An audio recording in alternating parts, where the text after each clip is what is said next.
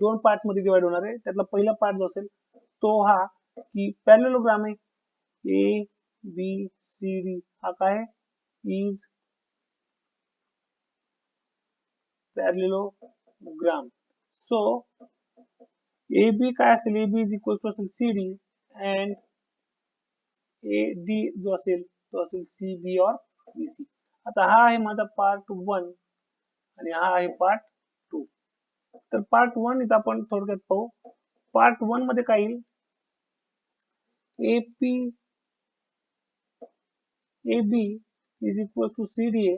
ए B ला आणि C D ला मी लिहू शकतो समच्या फॉर्म मध्ये, AP plus P B is equal to C D ला काय लिहू शकतो C R plus D R or R D.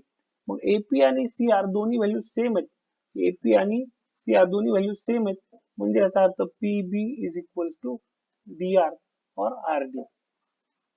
हा पॉइंट मिळाला मला, याला मी करतो नंबर 1. आता काय करायचं, ट्रायंगल घ्यायचा P B Q and triangle R D S. आता पीबीक्यू आणि आरडीएस मध्ये पहिलं स्टेटमेंट तर हेच यूज करायचं की PB is congruent to P R. त्याला रिझन अँगल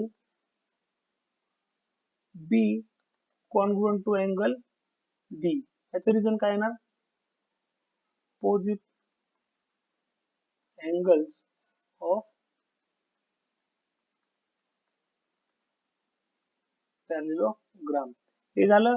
आता याच्या नंतर B Q congruent to DS हे काय गिवन आहे, म्हणजे triangle P B Q congruent to triangle R D S by कोणती test, side angle side taste.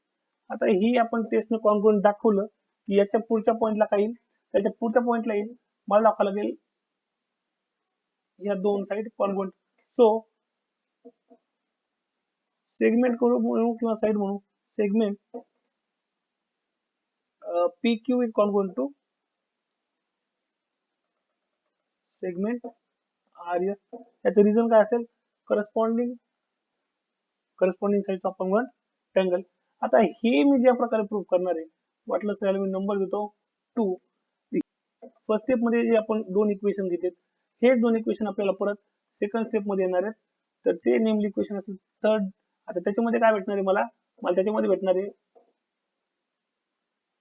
S is equal to Q C आणि करस्पॉन्डिंग साइड्स इथेही मिळणार आहे segment P S to Q R. Segment P S congruent to segment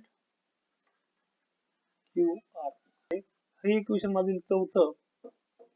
तर परत आपण जायचं in quadrilateral P Q R S, P Q comma Q R, R S and SP are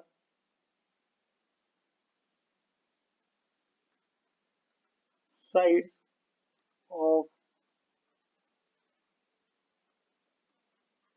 quadrilateral and by equation जे आपण लिहिलं equation 2 and equation 4, by equation 2 and 4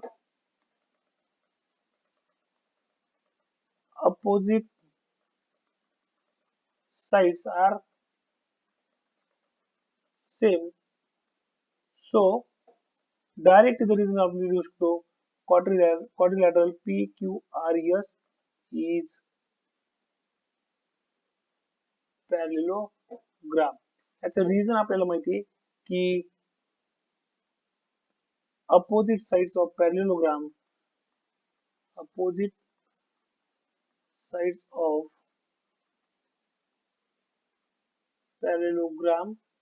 are congruent.